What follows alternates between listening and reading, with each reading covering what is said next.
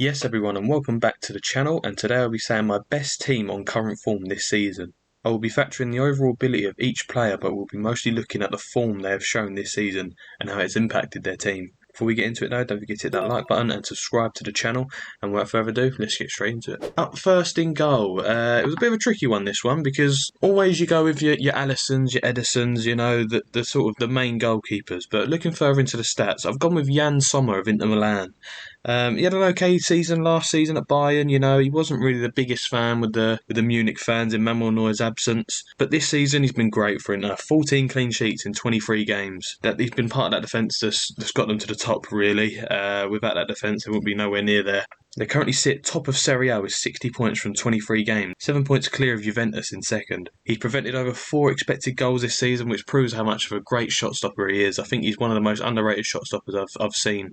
Even when he was at Mönchengladbach, I thought he was always really, really good. And if Inter do go on to win Serie A this season, we have Jan Sommer to thank, because he's just, and overall, I think he's a very underrated keeper, and this season he's shown just how well he's doing. For goalkeeper, I went with Jan Sommer. On to the right back now. For me, only one choice really this. Jeremy Frimpong of Bayer Leverkusen. What a season he is having. Fullback's been a key part of what Alonso's doing this season, and we'll get further on into that. But yeah, great rise since joining from Leverkusen from Celtic in 2021, and I'm pretty sure they'll have many big clubs after him this season. I'm pretty sure he's got a release clause of over 40 million euros, which is so cheap for the output he's getting at the moment. It's a no-brainer for the top sides in Europe, and I just think he's such a key part of how Leverkusen are doing this season. Bombing forward, getting them goal contributions. He's just an all-round great right back. So for me, right back, I've gone with Jeremy Frimpong. On to the right centre-back. I'm playing a 4-3-3, I forgot to mention that. I'm going with Virgil van Dijk as one of them. He's had a great season so far. I think he's had last season, he had a poor season. He wasn't up to standard, wasn't anywhere near what he was before his leg break when he faced Jordan Pickford. He's definitely nearly back to his best. I don't think he's going to reach that level again where he was, the top man, but he's certainly close to that. And I think obviously because it's Jurgen Klopp's last season, he's going to be vital for that. And there's been reports that he's rejected a contract extension or stalled talks at Liverpool. So maybe that is to look out for. Jurgen Klopp leaving at the end of the year. Could he be looking elsewhere, looking at his other options? That's all for the future. But for the moment, definitely one of the centre-backs is Virgil van Dijk. To partner him, I've gone with William Saliba of Arsenal. Arsenal have been doing great this season yet again, always up there, always getting the big results, and William Saliba has been a rock at the back for Arsenal. I think he's one of the most important players at Arsenal. He's one of the first names on the team sheet along with another person we'll get onto. But yeah, he's just been amazing. He can be a Premier League great defender. I think like one of the top defenders if he keeps going the way he is. He's so important to Arsenal. You see how they rave about him, and there's no doubt why they do it, because he's just been amazing. He's so good at how Arteta wants to play. Building that from the back. He's a ball playing defender, cool as you like. He reminds me of like a mini Van Dijk, to be honest. Like he's just a carbon copy of him. The way he's just so strong. He's got that presence at the back as well. Yeah, next to Van Dijk, I've gone with William Saliba. On to the left back now. We're going back to Leverkusen, and we're going with Alejandro Galo of Leverkusen. He's been amazing this year. Again, same with Frimpong. The stats speak for themselves. 8 goals, 9 assists in 21 games for a left wing back. Sorry, that is crazy. Again, the fullbacks are so key to how Alonso plays. Bombing forward all the time, creating crosses for the likes of Boniface, Florian Wirtz in there as well.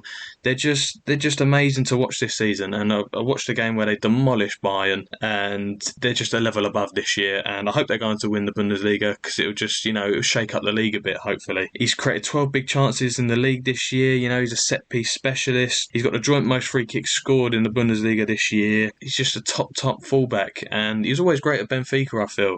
He was quite underrated there, and Leverkusen got him at a great price, and he's just showing his quality now in the Bundesliga. Onto the defensive midfielder, I've gone with Declan Rice I think this just speaks for itself, really. Arsenal again been doing amazing.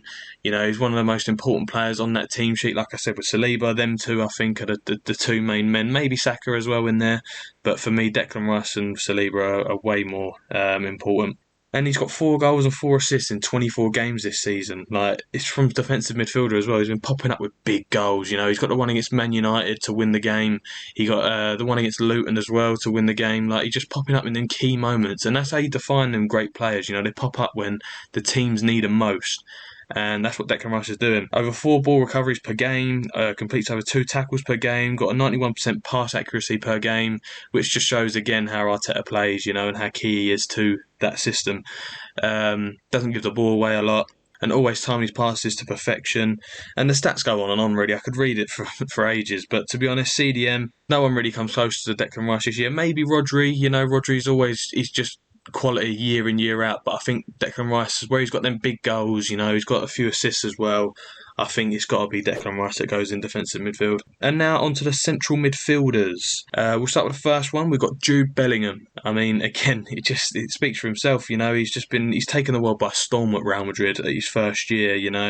He's one of their best players, and he's come in as a youngster, trying to prove himself. And my God, has he done that? He's Real Madrid's best player going forward. 16 goals and 3 assists in 21 games in La Liga.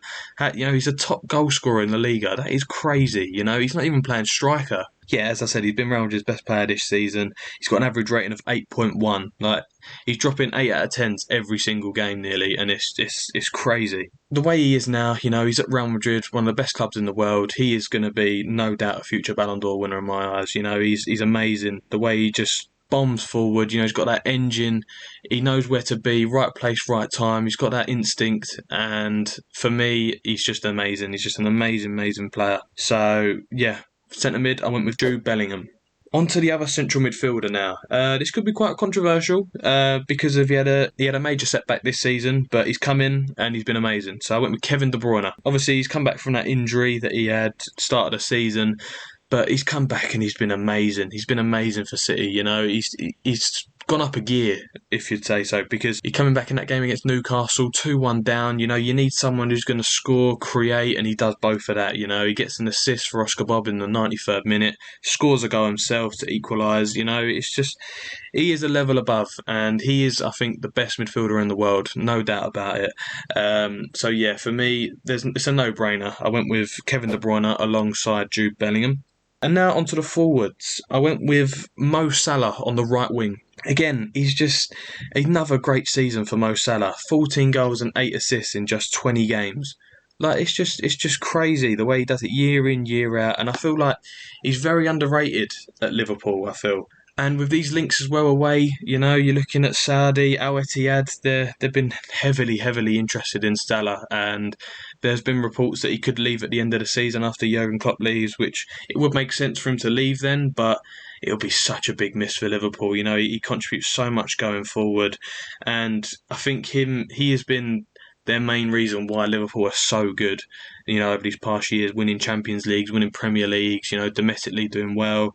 He is that reason that Liverpool are so good, and he is, in my opinion, the best African player to ever play in the Premier League, no doubt about it. He's better than your Drogba's, he's better than all of them. Yaya Toure comes close to Salah, but in terms of impact, in terms of trophies won, there's no one who can go near Mo Salah, I believe. So for me, right winger this season, I've gone with Mo Salah. Left wing now. This player can play there, definitely. He can play either striker or left wing, but I've chosen him at left wing. I've gone with Kylian Mbappe. 20 goals and 4 assists in 18 starts for PSG. Like, again, another guy who does it year in, year out, even in the major competitions as well. I know people may say Ligue 1, not a great league, but still does it in the Champions League year in, year out, scoring the goals. Okay, PSG don't get too far, but it's always him dragging them through games. Yeah, I just think he's outgrown PSG now. I've heard reports from Fabrizio Romano that he's told PSG that he's going to leave, which makes sense. He's outgrown PSG. He's got to that level above where he needs a bigger club. He needs a Real Madrid. He needs a Barcelona, a top club. PSG just isn't as that, so it makes sense for him to leave. It'll be a big miss for PSG, obviously, but Kylian Mbappe to win that Ballon d'Or, he's 24 now, 25, which is mental to believe, to be honest. He needs that Ballon d'Or. He needs to start winning them Ballon d'Ors. If you're going to come close to the Ronaldo, the Messi conversation, he's got to be at a big club to be in that conversation for me. So yeah, left winger, I went with Kylian Mbappe. Up top now, again, another one who had a slight injury, was out for nearly a month or over a month. I went with Erling Haaland. He obviously had that injury earlier in the season, but even when he was injured, he's then come back and he was still joint top goal scorer. Like, that just says how much of a good start he had to the season, Erling Haaland. And he is so vital for how City played, City had that 2 or 3 seasons where they lacked that goal scorer, between when Aguero was retiring and Gabriel Jesus was sort of waiting in the wings, not performing great numbers. But Erling Haaland's certainly stepped up, and now look at him. Like, he's shining. He's getting mental stats, breaking every record under the sun at City at the moment. He's got 16 goals and 5 assists in 17 starts for City this season. So that just says it all. He's been amazing. So yeah, striker, I went with the Norwegian Viking that is Erling Haaland. Honourable mentions now. Obviously, I can't fit every single player into this because it's an 11. There's been so many great players this season, and so I thought there has to be honourable mentions. So we'll start off in Serie A first. We'll go with Marcus Thuram and Lautaro Martinez at Inter Milan. Again, they've both been amazing. Lautaro Martinez, 19 goals this season, top goal scorer in Serie A. It was so hard not to put him in there, but yeah, he just missed out for me, Lautaro Martinez. Marcus Thuram has always got 7 assists for Inter, creating them goals. So yeah, them two deserve a mention. We've got Savio and Dovbyk of Girona. I really wanted to squeeze a Girona player in this one because of how well they're doing, but I just couldn't. They couldn't get above him, to be honest. But Savio, wow, what a player! He's set to join City as well at the start of next season. So I'm really looking forward to seeing how he does in the Premier League, and I think he'll be a great fit for us, to be honest. And Dovbyk as well. What a player Dovbyk is. He's turned into a really clinical goal scorer at Girona. And again, he's another one who could be on the move. It wouldn't be surprised if a big club comes in for him because he's scoring the goals in one of the best leagues in the world, La Liga. He's proven that he got what it takes to come up against the big dogs and, score a few goals. So for me, Savio and Dovbyk are in there. Also, as I mentioned a little bit, Rodri as well. He's one of the best defensive midfielders in the world for me, and he was just unlucky to miss out on this one. Ollie Watkins as well. When I look into the stats, I didn't realise how much of a good season he was having. He's got the same goal contributions as Erling Haaland and just one below Mo Salah. Like, that is crazy for Ollie Watkins. Like, for me, I feel like he was having a good season, but when I looked into the stats, wow, he's been amazing. And also another one as well, Cristiano Ronaldo of Al Nassr. Again, he's been on fire. He just ages like a fine wine for me. 39 years of age. I think he's one of the top goal scorers in the world. But for me, he just missed out on this one, but just because the opposition he comes up against, it's compared to the other guys in the starting 11, they're coming against, some of the best defenders in the world. Obviously, I'm not doubting Ronaldo's ability. He's top player, one of the best to ever grace the game, but you've got to factor in these sort of things. So for me, Cristiano Ronaldo just misses out. That is that for that video, guys. If you did enjoy, don't forget to hit that like button. Any that I got wrong, any that I didn't mention in the honourable mentions, let us know in the comments down below because there's just so many players that are doing so well this season, so I'm bound to have missed a few. But yeah, don't forget to hit a like on this video, guys, if you enjoyed. Subscribe to the channel, and we'll catch you in the next one. Peace.